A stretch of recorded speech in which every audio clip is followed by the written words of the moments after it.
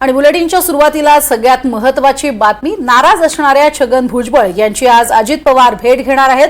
अजित पवार यांच्याबद्दल भुजबळांनी कुठलंही नाव न घेता भाष्य केलेलं होतं आणि आपली नाराजी स्पष्टपणे बोलून दाखवली होती। केवळ मंत्रिपदाचा प्रश्न नाही तर होणारी अवहेलना हा महत्त्वाचा मुद्दा आहे असंही यावेळेला भुजबळांनी नमूद केलेलं होतं।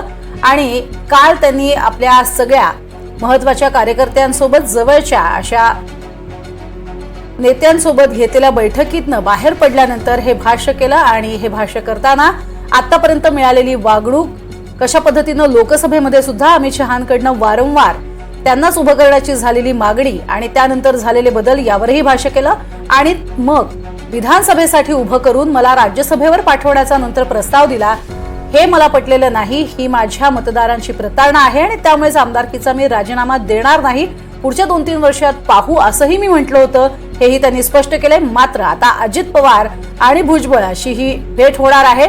स्वतः अजित पवार भुजबळांची भेट घेणार आहेत। यावेळेला तटकरे आणि प्रफुल्ल पटेल हे देखील सोबत असणार आहेत।